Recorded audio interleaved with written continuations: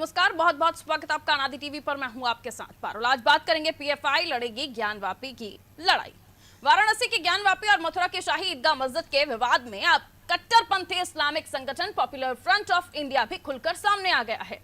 PFI ने ज्ञानवापी मस्जिद पर किसी भी कार्रवाई का विरोध करने का ऐलान कर दिया है। बैन संगठन सिमी के फ्रंटल ऑर्गेनाइजेशन ने सुप्रीम कोर्ट के फैसले पर भी उंगलियां उठाई हैं और कहा कि अदालत को काशी मथुरा पर याचिका मंजूर नहीं करनी चाहिए। प्रतिबंधित संगठन सिमी के फ्रंटल ऑर्गेनाइजेशन पीएफआई ने ज्ञानवापी मस्जिद में वजूखाने के इस्तेमाल पर सुप्रीम कोर्ट की ओर से लगाए गए प्रतिबंध को भी निराशाजनक और गलत बताया है। साथ ही कहा कि कोर्ट 1991 की वर्शिप एक्ट को ध्यान में रखते हुए याचिका स्वीकार न करे। पीएफआई ने कहा, जिन राज्यों में भारतीय जनता पार्टी की सरकारें हैं वहां मुसलमान निशाने पर हैं। इधर ज्ञानवापी विवाद शुरू होने और वजूखाने सील किए जाने के बाद दूसरे जुम्मे की नमाज के दौरान भारी संख्या में नमाजियों के पहुंचने की बात सामने आई, जिसको देखते हुए सुरक्षा के भी कड़े इंतजाम किए गए। आपको बता दें, लगातार ये भी मस्जिद कमेटी की तरफ से कहा गया था कि नमाजी जितना हो सके कम पहुंचे। इस संबंध में मस्जिद कमेटी की ओर से भी पत्र जारी हुए। अपील पत्र को सार्वजनिक भी किया गया। वाराणसी जिला जज कोर्ट में सुनवाई के दौरान गुरुवार को जिस प्रकार से मुस्लिम पक्ष की ओर से मस्जिद में शिवलिंग मिलने की खबर को अफवाह करार दिया गया और हिंदू पक्ष की ओर से इस मामले में मुस्लिम पक्ष पर आरोप लगाए गए, इसको लेकर माहौल काफी गरमाया हुआ है। कुल मिलाकर पीएफआई देश की शांति भंग करने, सामाजिक सौहार्द बिगाड़ने के लिए एक नई साजिश रच रहा है।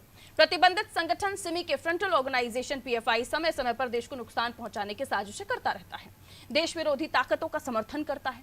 ऐसे में एक बार फिर अपने नापाक इरादों के साथ जबरन घुसने की कोशिश कर रहा है। लेकिन इस पर सरकारों का क्या रुख है?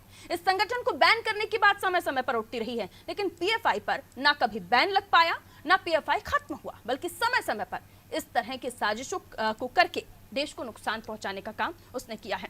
तो आज इसी पर करेंगे चर्चा, लेकिन सियासतदानों ने इस पर क्या कुछ कहा है, आपको सुनवाते हैं। देश के सभी नागरिकों से एकता की अपील तो समझ में आती है, लेकिन धार्मिक आधार पर, सांप्रदायिक आधार पर एकता की अपील किसी भी कीमत में कोई देशभक्त नहीं कर सकता है। इसलिए ये कहा जाना चाहिए, कोई भी संगठन हो, जो मामले हैं वो न्यायालय में जब विचाराधीन है, तो इस तरीके की बातें करना यह एक तरीके से खतरनाक स्थिति है और इस खतरनाक स्थिति में देश को डालने का, उसकी सेहत को खराब करने का काम पीएफआई हो या राष्ट्रीय स्वयंसेवक संघ हो, जैसा कोई भी संगठन यदि करता है तो वह देश के लिए बहुत खतरनाक है और इन स्थितियों से सभी लोगों को बचने का काम करना चाहिए। न्यायालय का जो भी फैसला आएगा उसको माना जाएगा। देश में शांति, भाईचारा बना रहे, सौहार्द बना रहे, सांप्रदायिक सद्भाव बना रहे, इसके लिए सभी संगठनों को प्रयास करना चाहिए और इस तरीके की जो भी बात करे, जो विघटनकारी शक्तियां हैं, उनके विरुद्ध सरकार को सख्त कार्रवाई करनी चाहिए। देखिए, योगी आदित्यनाथ की सरकार में ऐसी अपीलों का कोई असर नहीं पड़ना है। न्यायालय के निर्णय के अनुसार ये प्रदेश चलेगा। हाँ, पीएफआई का मन बड़ा इसलिए हो गया है कि पीएफआई का जो वकील हैं वो निर्दलीय के रूप में अखिलेश यादव के समर्थन से राज्यसभा जा रहे हैं, इसलिए पीएफआई थोड़ी मनभड़ हो गई है। लेकिन योगी आदित्यनाथ के शासन में कानून से उत्तर प्रदेश चलेगा और जो भी कानून का उल्लंघन करेगा, न्यायालय का सम्मान नहीं करेगा, संविधान से अलग अपने को समझेगा, उसके साथ कठोर कार्रवाई की जाएगी। तो देश में राम मंदिर के बाद ज्ञानवापी बेहद ही संवेदनशील मसला है, जिस पर किसी भी तरह का रिस्क देश में एक ऐसे माहौल को पैदा करेगा जिससे देश को, जनता को नुकसान हो सकता है और इसकी गुंजाइश ये किसी भी तरह से मुमकिन नहीं है। किसी भी तरह से इस रिस्क को नहीं लिया जा सकता। मिलिए उन मेहमानों से जो हमारे साथ चर्चा में जुड़ रहे हैं। अश्विनी शाही जी हमारे साथ जुड़ रहे हैं, प्रवक्ता भारतीय जनता पार्टी के। अश्विनी जी, बहुत बहुत स्वागत करते हो। जावेद अहमद साहब मुस्लिम स्कॉलर हैं, जावेद साहब आपका भी बहुत बहुत स्वागत। नरुल हुदा साहब राष्ट्रीय प्रवक्ता हैं उलेमा काउंसिल के, बहुत बहुत स्वागत नरुल साहब आपका भी। और सत्येंद्र दास वेदांती साहब हमारे साथ जुड़े हुए हैं, हिंदू धर्म गुरु हैं, महाराज जी आपका भी बहुत बहुत स्वागत। सबसे पहले मैं बीजेपी से ही शुरुआत करूंगी। सर, क्यों आखिर इस तरह के संगठन पनप रहे हैं और इन्हें बैन करने की बातें समय समय पर कही गई? अगर देश के भाईचारे, सांप्रदायिक सौहार्द को ये बिगाड़ने का काम कर रही हैं, तो अब तक इस देश में जीवित क्यों हैं? पारुल जी, देखिए, बहुत ही स्पष्ट और बड़ा अच्छा सवाल है आपका। इसके पीछे कहीं ना कहीं जो है कोई ना कोई हाथ जरूर होता है कि ये इस तरीके के देश के विरोध में काम करने वाले, देश के विरोध में बात करने वाली संस्थाएं पनपती हैं। सिद्धारमैया जी की सरकार थी, सबसे मैं एक आपको याद दिलाना चाहता हूँ वाकया। 1600 सदस्यों पर मुकदमा दंगों का चलाया गया था वहाँ कर्नाटका में, जिसमें 176 मुकदमे लिखाए गए थे और सिद्धारमैया सरकार ने मुकदमे वापस लिए थे। कपिल सिब्बल साहब लड़ते थे, अभी हमारे प्रवक्ता ने आपको बताया कि उनके मुकदमे लड़ते हैं।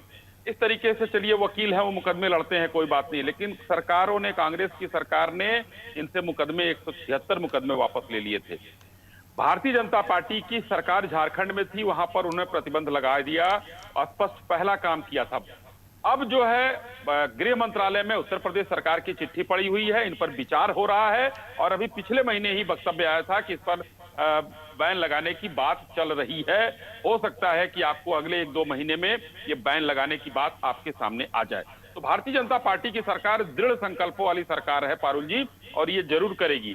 और इन लोगों को कोई हक नहीं है जो ज्ञानवापी पर और माननीय सुप्रीम कोर्ट पर और सब पर सवाल उठाएं। ये लोग ये देश विरोधी काम कर रहे हैं। हम लोग मानते हैं ज्ञानवापी हो या जो भी मुद्दा हो, अगर कोर्ट में चल रहा है तो हमको सम्मान करना चाहिए। और वहां पर शिवलिंग मिला है, ये फवारा मिला है, क्या मिला है, ये माननीय कोर्ट के पास है, इसको वहां पर रहने दिया जाए। ये लोग धार्मिक उन्माद भड़काने की बात करते हैं और इस पर विपक्षी दल का कोई व्यक्ति बोलता नहीं है। अगर अभी किसी हिंदू व्यक्ति ने अगर इस तरीके की बात कर दी या संस्था ने बात कर दिया तो सभी जितने 100 साल सेकुलर हैं केंद्र में आपकी सरकार ना होती तो जवाब आपसे पूछा ही नहीं जाता। केरल में एक मीटिंग होती है, वहां से पूरा उन्माद फैलाने के लिए प्लानिंग्स की जाती है, एक लेटर सामने आ जाता है और कहा जाता है ये लेटर लोगों को, मुस्लिम्स को खासतौर पर भड़काने वाला है, और आपकी सरकार अभी तक चुप है। सवाल आगे लूंगी आपसे, आगे बढ़ रही हूं। नरुल हुदा साहब हमारे साथ जुड़े हुए। अंसारी साहब, जरा बताइए इस तरह के ऑर्गेनाइजेशन किस तरह से पनप जाते हैं और इनसे, इनको सुनना, इनको पढ़ना गलत नहीं है क्या? देखिए, ये सिर्फ देश और समाज को बांटने की एक साजिश है। मैं कहता हूं कि ज्ञानवापी मस्जिद ये इलेक्शन के समय ही सिर्फ क्यों इसकी याद दिलाई जाती है, और जो यहाँ रीट दाखिल हुआ वो इलीगल है। हम कह रहे हैं कि 1991 में जब उसमें स्पष्ट आ गया कि अब माननीय, ये बताइए कि माननीय सुप्रीम कोर्ट बड़ा है या जिला न्यायालय? पहले ये अंसारी साहब, पीएफआई ने जो लेटर जारी किया है, जो प्रेस रिलीज जारी किया है, अंसारी साहब सुनिए, आप गलत ट्रैक पर जा रहे हैं। मेरी डिबेट का ट्रैक ये नहीं है, सुनिए। नहीं मानता है, इसका मतलब है कि वो समाज के भी साथ कुछ छलावा कर रहा है और देश नहीं, के इसमें साथ चुनाव और बीजेपी कहां से आ गया, मुझे ये बताइए। पीएफआई अगर इस तरह के काम कर रहा है तो देश का कोई भी मुस्लिम उसके साथ ना खड़ा हो, ये अपील कीजिए ना आप यहाँ से। आपको डिबेट एजुकेशन पे कराना चाहिए, आप एजुकेशन की बात क्यों नहीं? अब आपसे पूछा जाए कि डिबेट किस मुद्दे पर कराना चाहिए, आपसे पूछा जाए। देश की शांति भंग करने की साजिश रच रहा है पीएफआई, और आप कह रहे हैं कि शिक्षा पर डिबेट होनी चाहिए। शिक्षा पे डिबेट नहीं देखी आपने अनादि टीवी पर? होना चाहिए, शिक्षा पे होना चाहिए। नहीं देखी आपने डिबेट? रोजगार पे होना चाहिए। अपील यहाँ से आप लोगों की ये होनी चाहिए। अंसारी साहब मुस्लिम धर्म का प्रतिनिधित्व कर रहे हैं इस चैनल पर इस वक्त, और आप एक संस्था से भी आप ताल्लुक रखते हैं। यहाँ से आपको अपील ये होनी चाहिए, इस तरह की चिट्ठी, इस तरह की पीएफआई से कोई भी मुस्लिम ताल्लुक ना रखे, कोई भी ना सुने, ये अपील होनी चाहिए। तब शांति होगी, तब सौहार्द होगा। लौट रही हूँ अभी आपके पास। अरे भाई, हमारे साथ दूसरे मेहमान भी जुड़े हुए हैं। तब देश तरक्की करेगा। आप बताइए कि आप श्रीलंका आपके एक बहुत बड़ा उदाहरण है। श्रीलंका एक उदाहरण है और आप कुछ नहीं कहता, सिर्फ जो है श्रीलंका से भारत का मुकाबला करेंगे। पीएफआई गलत है ये बोलने को नूरुल हुदा क्यों नहीं तैयार हो रहे हैं? क्या आपकी मानसिकता है भाई? पीएफआई को किसी हिंदुस्तान का मुस्लिम ना सुने, ना उस पर ध्यान दे, ये बोलने को क्यों नहीं तैयार हो रहे हैं आप? ये नहीं करेंगे, श्रीलंका पहुंच जाएंगे, पाकिस्तान भी पहुंच के दिखा दीजिए। क्या मानसिकता? जावेद अहमद साहब मुस्लिम स्कॉलर है, हमारे साथ जुड़े हैं। जावेद साहब, आपका इस पर क्या रुख है? लौट रही हूँ सर, ये खिचड़ी मत पकाइए सर प्लीज, तू मैं नहीं। जावेद साहब, क्या रुख है आपका इस पर? शुक्रिया, धन्यवाद। आपकी जो डिबेट की जो लाइन है और जो आपका लाइन ऑफ डिस्कशन है, उसमें मुझे अपनी बात को रखना यूं है कि पीएफआई एक ऑर्गेनाइजेशन, ये अभी भी अंसारी साहब बोल रहे हैं क्या? आउटरीच ऑर्गेनाइजेशन है, तो ये प्रॉब्लम जो है। अश्विनी शाही जी और एक सेकंड रुकिएगा, जावेद साहब एक सेकंड रुकिएगा प्लीज। अंसारी साहब और शाही साहब प्लीज आप रुकिएगा, मुझे तीसरे गेस्ट है उनको इन करने दीजिए, मैं लौटूंगी आपके पास। प्लीज डिबेट का डेकोरम मेंटेन कीजिएगा।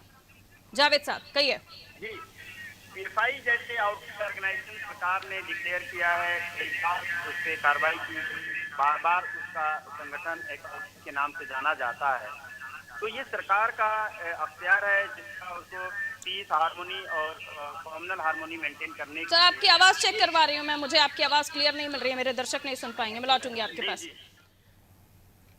महाराज जी, आपका क्या रुख है? इस तरह के संस्थाएं अगर देश में अपनी प्रतिक्रियाएं दे रही और वो भी ऐसे गंभीर मसले पर जो वैसे ही संवेदनशील मसला है, इससे हर वर्ग ताल्लुक रख रहा है इस वक्त, चाहे वो मुस्लिम हो चाहे हिंदू हो, लेकिन ऐसे मामलों को लेकर ऐसी संस्था का एक टिप्पणी आ जाना और उसके बाद हमें मजबूर होना पड़ रहा है चर्चा करने के लिए, क्योंकि ये गंभीर मुद्दा है। इस पर कोई भी ऑर्गेनाइजेशन है, कोई भी पीएफआई जैसी संस्था आकर हावी हो जाए और हमारे देश के माहौल को खराब करने की कोशिश करे, बिल्कुल इजाजत नहीं होगी। आपका क्या रुख है इस पर? बिल्कुल सत्य बात है, आपने बहुत सही अच्छा सवाल किया कि देखिए जब ये कोर्ट में विचाराधीन है और जब विषय कोर्ट में चला गया तो इस तरह की संस्थाएं जो आ रही हैं और बीच में इन संस्थाओं को आने के लिए हमारे समाज को, हमारी संस्कृति को, सौहार्द को मिटाने का काम करने के लिए संगठन जो बीच में आ रहे हैं, इनकी क्या आवश्यकता है? आज देखिए अभी बीच में इन्होंने एक मुस्लिम प्रवक्ता ने क्या विषय लेके आया, पार्टी का कोई विषय नहीं है, पार्टी का किसी भी तरह का कोई एजेंडा नहीं था। भारतीय जनता पार्टी ने केवल और केवल सुरक्षा व्यवस्था देने का, सबका साथ सबका विकास की बात करती है, ना किसी जाति पंथ भेदभाव की बात करती है। इसमें इनको आने को कोई आवश्यकता नहीं थी।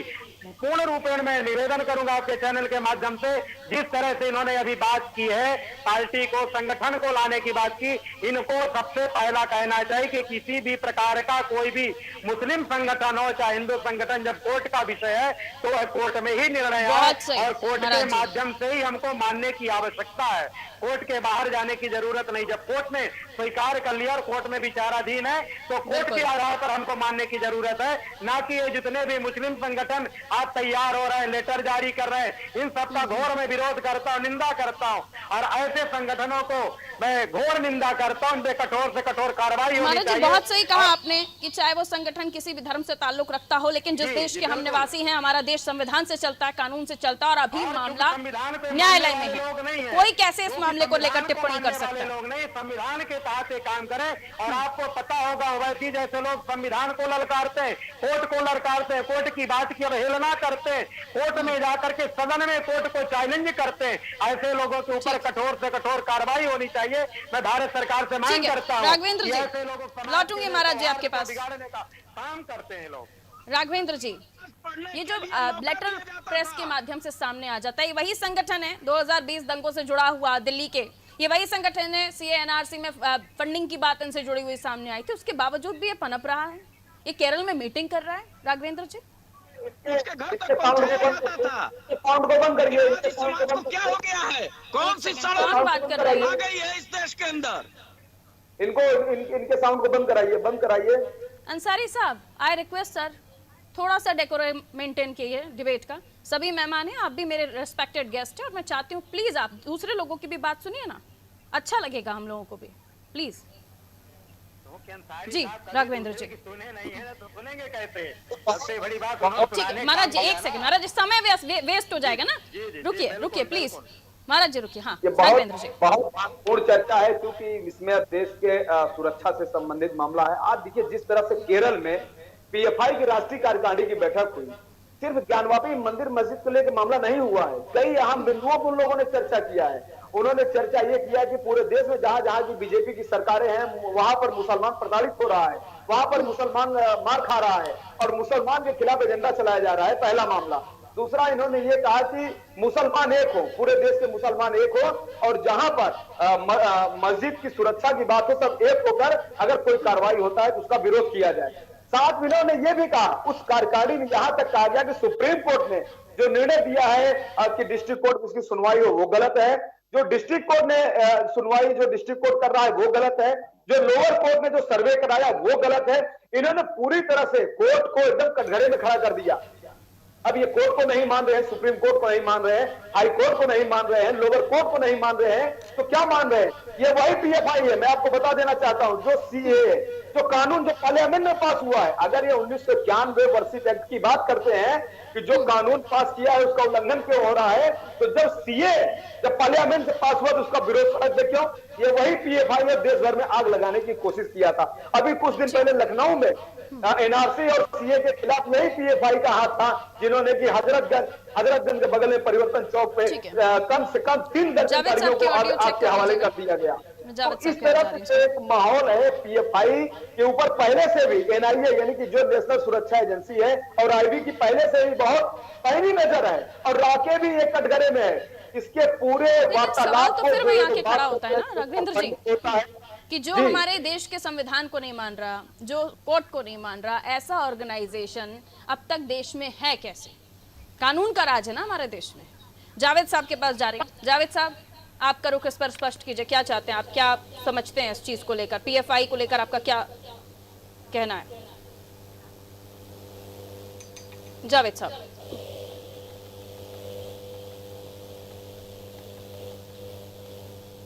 जावेद साहब की आवाज प्लीज चेक कीजिए, उनकी भी इम्पोर्टेंट है टिप्पणी। ठीक है, लौटूंगी, प्लीज जल्दी से चेक कर लीजिए। अश्विनी शाही जी, मैं वापस उसी सवाल के साथ हूँ। सरकार आपकी, राज्य में भी सरकार आपकी, और ये संगठन जो पहले भी अलग अलग दंगों से ताल्लुक रख चुका है, केरल में इनकी राष्ट्रीय कार्यकारिणी की मीटिंग हो जाती है, देश में आपकी सरकार है सर, कैसे ये हो कैसे रहा है देश में? पारुल जी, अच्छा सवाल है। इसमें भी मैं यही बताना चाहूंगा कि मैंने पहले भी कहा कि देखिए, झारखंड में भारतीय जनता पार्टी पहली ऐसी पार्टी है जो इसने बैन किया, और इसमें उत्तर प्रदेश में माननीय डिप्टी सीएम साहब ने भी बैन करने की मांग की और गृह मंत्रालय को हमने पत्र लिखा है, उस पर विचार हो रहा है। और अभी पीछे के महीने में एक गृह मंत्रालय से एक सूचना भी आई थी, अपुष्ट सूचना थी कि इसको बैन करने पर कार्रवाई की तैयारी चल रही है। लेकिन मैं ये कहता हूं कि अगर केरल की सरकार इनके पीछे न होती, साधु संतों का रायपुर में, साधु संतों का हरिद्वार में अगर कुछ एक जमावड़ा होता है और साधु संत ये कहते हैं कि हिंदू एक हो जाएं और हिंदुओं को एक होना चाहिए, तो मुकदमा लिखाने की मांग ये सो कॉल्ड सेकुलर करते हैं पूरे देश में। आज कहाँ गए वो सो कॉल्ड सेकुलर, कहाँ गई वो विरोधी पार्टियां, क्यों नहीं मांग कर रही हैं? शाही साहब, रेस्पेक्टेड शाही साहब, मेरे सवाल से मत भागे प्लीज। आपकी सरकार है, राज्य में हानि लाभ क्या, कौन सा संगठन कितनी हानि किस राज्य में पहुंचा रहा है, उसके हिसाब से आप लोग कार्रवाई करेंगे। देश की जिम्मेदारी है ना आपके ऊपर, तो किसी राज्य की पर्टिकुलर बात नहीं।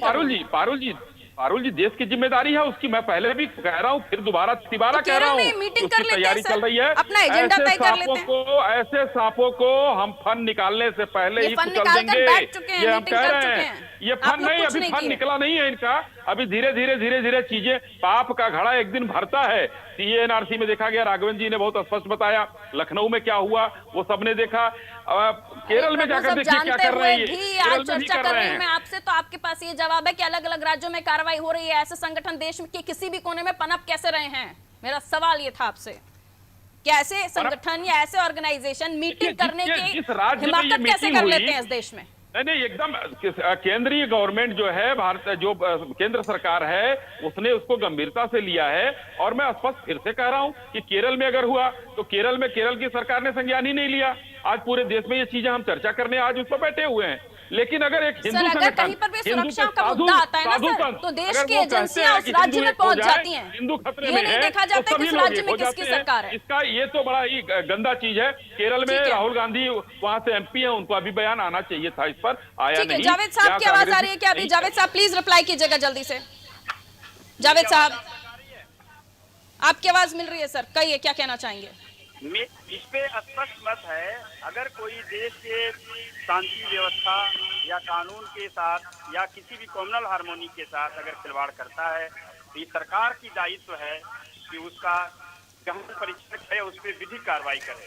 नंबर 1। नंबर 2, ये विषय जो है कोर्ट के अंदर ट्रायल पे है और इसमें किसी भी पक्षकार, हिंदू भाई या मुस्लिम भाई, मस्जिद या मंदिर के लिए डिस्कशन का क्या औचित्य है? इस वक्त देश की स्थिति जो है नाजुक स्थिति है, जिसमें इन बहस के और ऐसे पेशवाई संगठन घोर विरोध होना चाहिए और सरकार की जिम्मेदारी है कि उसको रोके। था कि शाही साहब, आपकी सरकार को क्यों नहीं चाहिए कि ऐसे संगठन को रोके? बहुत अच्छा लगा जावेद साहब आपने जो अपनी टिप्पणी की, और ये स्पष्ट है, साफ है कि देश के आगे कुछ नहीं। कहिए अंसारी साहब, क्या कहना चाहेंगे? ठीक है, लौटूंगी। महाराज जी, साफ है कि ऐसी स्थिति में जब बात देश हित की हो, जब बात देश के ऐसी स्थिति में जब देश में किसी तरह की कोई अनहोनी घटना ना हो, तब सबको जुड़ना जरूरी है। फिर धर्म, फिर जात की बात नहीं आनी चाहिए, फिर किसी भी संगठन की बात हो, साथ नहीं देना चाहिए जब कानून से ऊपर वो अपने आप को बताए, कोर्ट से ऊपर वो अपने आप को बताए। जी बिल्कुल सही सवाल है आपका। मैं निवेदन करूंगा आपके चैनल के माध्यम से कि जिस तरह से आज ये जो संगठन पत्र जारी कर रहे हैं, जिस तरह से इन सभी को सबसे पहले हमारी प्राथमिकता होनी चाहिए देश के लिए, देश हित के लिए, राष्ट्र हित की बात करनी चाहिए। और राष्ट्र हित के लिए हमें कुछ भी करना पड़े उसके लिए हमें तत्पर होना चाहिए। और चाहे किसी जाति पंथ भेदभाव का कोई भी व्यक्ति हो, हर समाज के लोगों को पहले सर्वोपरि उसके लिए देश है। और सबसे बड़ा मुद्दा है, चाहे ज्ञानवापी का मुद्दा हो, चाहे मथुरा का मुद्दा हो, वो चाहे अयोध्या का मुद्दा रहा हो, उन सभी मुद्दे जब कोर्ट के विचाराधीन है तो इसमें हमें पत्र जारी करने की, और ऐसे संगठन जो सदैव देश के विपरीत काम करने वाले, देश को नौजवानों को भड़काने का काम करने वाले लोग, ऐसे लोगों के ऊपर तो मैं तो मांग करता हूं कि कठोर से कठोर कार्रवाई होनी चाहिए। और जब तक इन पर कार्रवाई नहीं होगी तब तक ये बेलगाम बने रहेंगे। इसलिए इन सभी पर बेलगाम करने के लिए भारत सरकार से और भी जो वहां की राज्य है जो मीटिंग करा रहे हैं और जिस तरह से मीटिंग उनके संज्ञान में हो रहा है, उन सभी सरकारों को भी संज्ञान में लेकर के और उनके ऊपर कार्रवाई करनी चाहिए। और पद के सबसे पहली जब कार्रवाई जब हो जाएगी ऐसे संगठनों का, तो कोई भी जो आज सर उठाने की बात करते हैं कि कुचल दिया जाए, तो क्या अगर कोई राज्य इस तरह की कोई किसी राज्य में मीटिंग हो रही हो, और अगर केरल में ये मीटिंग हुई थी, तो क्या सोर्सेज, क्योंकि सारी एजेंसीज जो है एक्टिव रहती हैं, फिर चाहे वो किसी भी राज्य का मसला हो, ये आप दूसरे राज्य के सरकार पर थोप नहीं सकते कि वहां पर वो स्टेट है इसलिए ऐसा हो गया। क्या अगर ऐसा हो रहा था तो सूचना नहीं हुई होगी केंद्र की एजेंसियों को? क्या रोका नहीं जा सकता था? जी जी, इन सब एजेंसियों के पीछे या जिस तरह की जो संस्थाएं हैं, इनके पीछे बहुत बड़े बड़े लोगों का हाथ है। अभी आप कुछ दिन पहले देखिए 2017 में एक मामला आया था जब पीएफआई के एक मामले को कपिल सिब्बल देख रहे थे। कितने बड़े वकील हैं और कितने बड़े कांग्रेस के नेता हैं, पूर्व कैबिनेट मंत्री भी भारत सरकार के रह चुके हैं। जब ऐसे ऐसे लोग इनके शुभचिंतक हैं, इनका कौन क्या बिगड़ पाएगा। और फिर उसी पार्टी के सांसद जो राहुल गांधी हैं, वो वहीं से सांसद हैं, और उसी छोटे से स्टेट में इस तरह का ये वहां पर कार्यकारिणी हो रही है।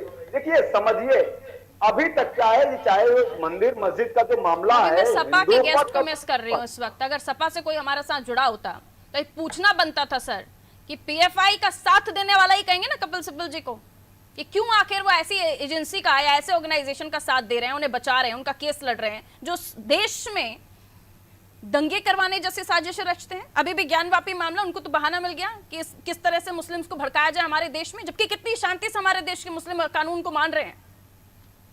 पारुल, इसमें महत्वपूर्ण बात यह है कि जिस तरह से बैठक आई, जो वहां से पॉइंट से निकल के आए, सबसे पहले देश के जो बड़े बड़े नेता हैं, बड़े बड़े राजनीतिक दल हैं, उनकी प्रतिक्रिया आनी चाहिए कि क्या आप उनके बयान से सहमत हैं या असहमत हैं। यह बात उनको बोलना चाहिए, क्योंकि बहुत गंभीर विषय निकल के आया है। साथ में आप ये देखिए कि ये जो पीएफआई है, अभी दिल्ली में जो दंगा हुआ, साथ साथ इनका हाथ था। पूरा जो एनआईए ने जो अपने जो पूरा मामला वहां से बताया है, उसमें पूरा इनका बोला ये संदिग्ध संस्थाएं हैं।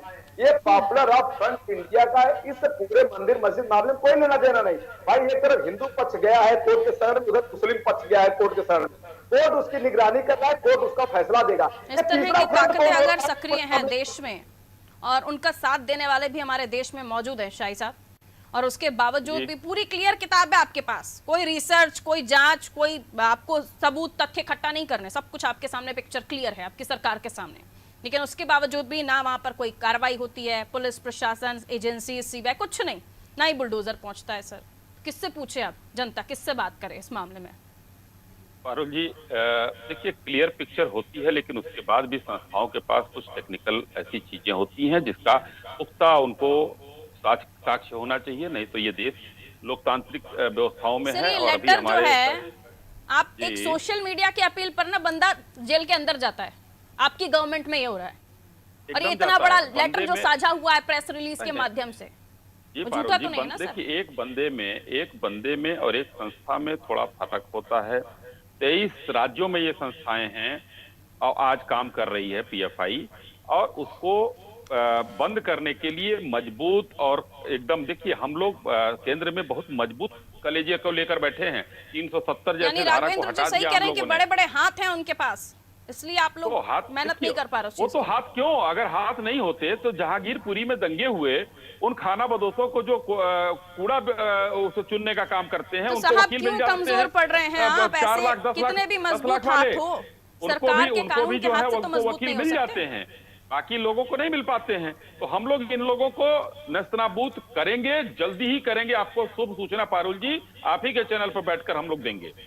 मैं चाहूंगी उस वक्त आपसे चर्चा करना शाही साहब, लेकिन वो कब वो दिन आएगा उस पर भी तो थोड़ा सा यही बात आएगा। किया कीजिए देखिए ना, कि वो दिन मंदिर कब का दिन आएगा, ऐसे ही तारीख लोग बता पूछ रहे दीजिए। थे, मंदिर तारीख तो मंदिर की भी लोग पूछ रहे थे। मंदिर आज भव्य मंदिर का निर्माण हो रहा है, तो तारीख मत पूछिए। ये भारतीय जनता पार्टी की सरकार है, देश हित में जो काम है। होगा वो किया समय जाएगा, इजाजत नहीं और देता। देश के विरोध में जो लोग काम करेंगे उन नागों के फन को कुचलने का भी काम हम बहुत लोग बहुत करेंगे। शुक्रिया महाराज जी हमारे साथ जुड़ने के लिए। जावेद साहब आपका भी शुक्रिया, अंसारी साहब आपका भी शुक्रिया, शाही साहब आपने भी समय दिया, बहुत शुक्रिया। राघवेंद्र जी आपका भी शुक्रिया। पीएफआई जैसी संस्थाएं अगर देश में हैं और ये पनप रही हैं या समय समय पर अपनी गतिविधियों से देश का माहौल खराब करने की कोशिश कर रही हैं, तो ऐसे लोगों के साथ सरकार का क्या रुख होना चाहिए? सरकार का कहना है कि दस्तावेज या तथ्य ऐसे इकट्ठा करना जरूरी है, लेकिन समय समय पर उनकी करतूतें, उनकी कायराना हरकतें सामने आई हैं, फिर चाहे वो दिल्ली 2020 के दंगों की बात हो, सीएनआरसी में फंडिंग से जुड़ी हुई बात हो, और अब एक सीधा साधा लेटर जारी कर हमारे मुस्लिम भाइयों को भड़काने की कोशिश हो। जबकि इस देश में सुप्रीम कोर्ट से बढ़कर कुछ नहीं होता, संविधान कानून से बढ़कर कुछ नहीं होता, और उससे ऊपर जाकर पीएफआई अपना लेटर जारी करता है, तो भला क्या किया जाएगा? आखिर क्यों इस पर कोई बड़ा एक्शन, बड़ी कार्रवाई नहीं होती, और होगा भी तो कब तक? दीजिए इजाजत, रखिए अपना ख्याल, नमस्कार।